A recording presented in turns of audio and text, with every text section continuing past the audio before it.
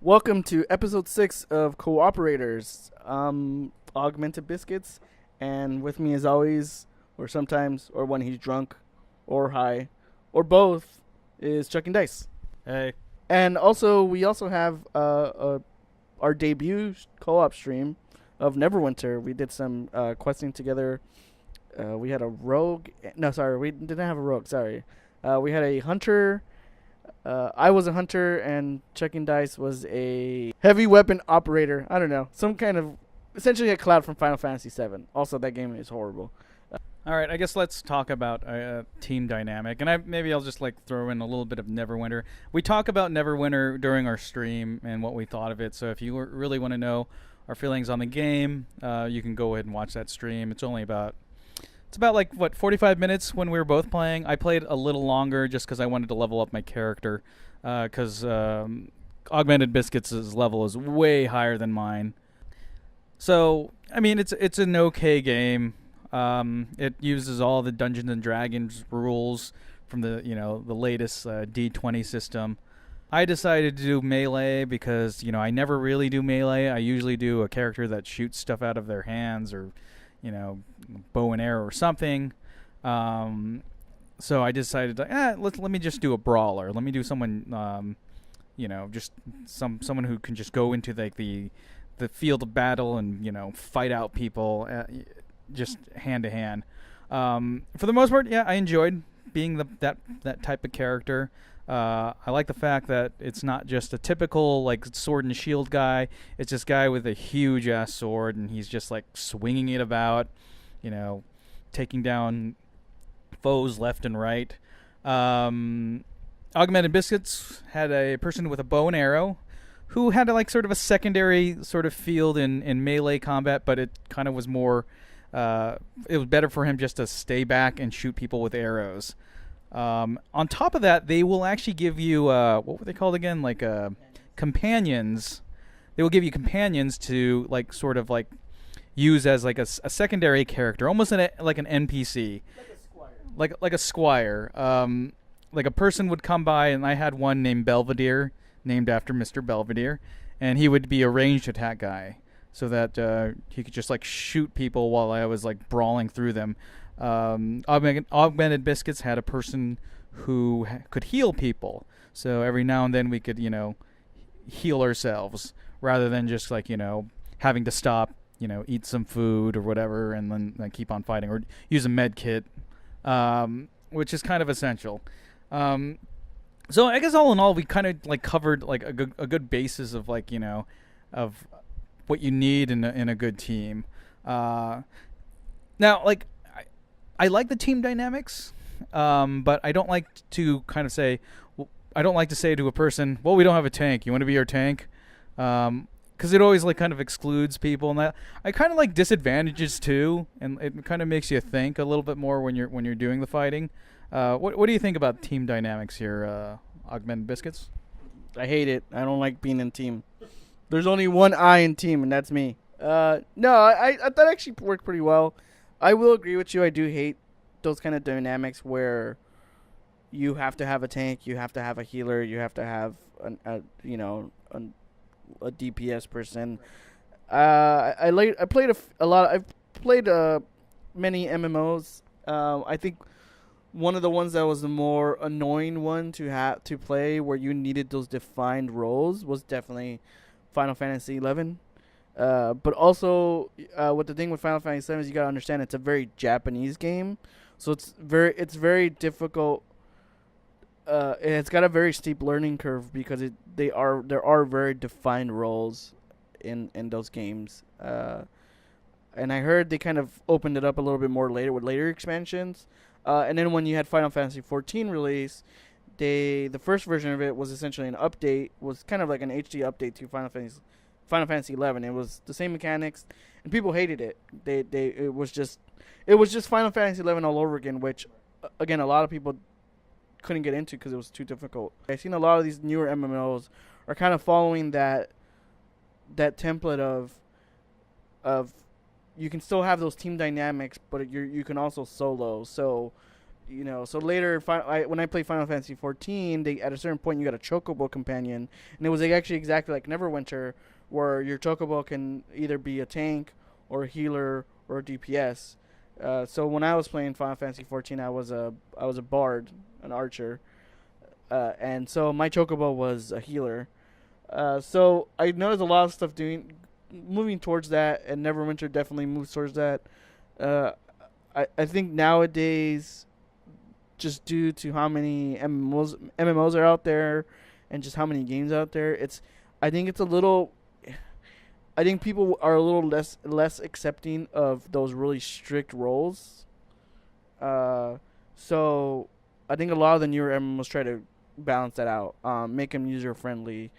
Yeah, I mean, I never really played MMOs back in the day, but I will say that they're very simple games, and I've only gotten really into the newer ones. Like I've played Star Trek Online, I've played DC Online, I played Neverwinter, and between one of those, I think I played Champions Online, which I'm not sure if is around still or not. But they seem like. Also, I played the Secret World as well. In terms of creating a character and sort of overall game mechanics, very basic. You press a button and you shoot people, and if there's a stronger attack, you have to wait until it cools down before you use it again. They play more arcade style. It's like almost first person shooter esque, but you have a couple of different things that you can do. So yeah, I'd agree that you don't want to overcomplicate your gameplay. If you do, then people are just going to look at it and say, well, I don't know how to do this. One thing that I do find sort of complicated to understand is crafting weapons. I have no idea how to do that in any of the games I played. I gave it a try on Secret World, and I kind of learned how to do it. But then I was looking at, well, I can just buy my weapon and then put some money into it and not go through all this headache of trying to collect little diamonds and stuff like that. I have no idea what to do in DC Online. I guess there's an option to do it in Neverwinter, but I'm kind of more attuned to I'm just going to sell everything for money so I can buy a real weapon that's already been made. I'm just going to go to the medieval Walmart. Do you know how to craft weapons? I don't know how to do any of that stuff. Crafting weapons, yeah, I haven't tried that. I when it comes to MMOs, I tend to not do any of the crafting. I really don't like doing any of that because it's almost like taking on another role for your character. I know in World of Warcraft, that's how a lot of people made gold, was they would craft things and sell them on the auction house. I think Neverwinter has an auction house, so I'm sure there's people who all they do is they go into an MMO and craft so they can make all this money. It's kind of like out in the real world where everyone has their profession. My profession is shooting dudes in the face with arrows. Chuck and Dice's profession is hitting dudes in the face with a giant sword. And then Zoltar over here, Zoltar69, his profession is crafting armor so that we can buy it. Neverwinter is actually very easy to get into. It's actually a very, very fun game to play. I think Neverwinter falls into the same trap that a lot of MMOs on consoles fall into, which is there's too many powers for the limited number of buttons you have on your controller. So I'm actually curious to see if Neverwinter supports keyboard and mouse, because I know there were several. There was actually a lot of powers I want. There was when I had a certain level, I actually had more powers to choose from that I actually had buttons on my controllers. And the problem with Neverwinter is they actually don't let you remap anything. They let you actually scratch that. There's slightly they let you remap, but there's only a certain number of buttons you can use to attack, and other buttons are locked to that. One of them is like a cooldown. Sorry, one of them is a run button. It's an auto run. Another button is your it's your daily, and then one is your general attack, and then I think the last button, I think it's your character's dodge ability. I know for Chuck and Dice's character, he had a roll, or you had a roll, right? I think Chuck and Dice had a roll. My character, I had because I was a hunter, I had this kind of back phase maneuver where I kind of phased, kind of like Kitty Pryde, where I would phase backwards and essentially I would avoid damage. So each character, each race, I think has a different kind of or each class has a different kind of dodge ability. The other thing I didn't really quite enjoy is you still fall into the same MMO traps of go here, kill this person, go there, kill person. There's also, I know me and Chuck and Dice mentioned this in the stream, there's no way to really zoom in. So a lot of the stuff is, the view is zoomed out and there's a lot going on the screen. And I don't just mean like effects, I mean there's a lot of UI and it can get very confusing. It's very cluttered. There's no way to turn any of that shit off. And because everything's so zoomed out, it's kind of hard to see what you're aiming at. I wish you can actually zoom in and or maybe even change to first person view. But yeah, that's one of the other problems it has. I really hated the voices, like not your character voices, like how they sound, but if there was an NPC up off to the side, they will say the same thing over and over again. It's like, oh, there's dragons be here in these woods. Oh, there are dragons be here in these woods. And it just became irritating. It's like, can that person just say that once and cycle through a bunch of other like things they could say? I wish I could turn them all off because I'm not really interested in hearing anyone say anything unless it's like having to do with a quest.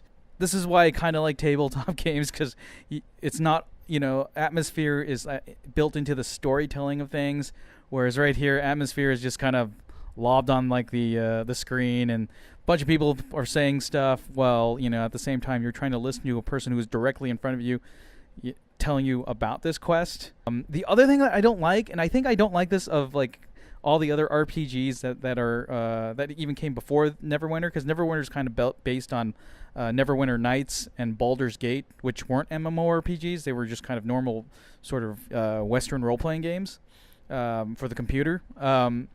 Is that you'll get lore, and sometimes the lore is really interesting, but a lot of the lore is very long-winded, and I don't know how to make this any better because like I don't want to sit there and scroll through and read because some of this stuff is really long. Others, it's like a small letter to like talking about a guy's wife or whatever and how she's turning into this weird demon type thing.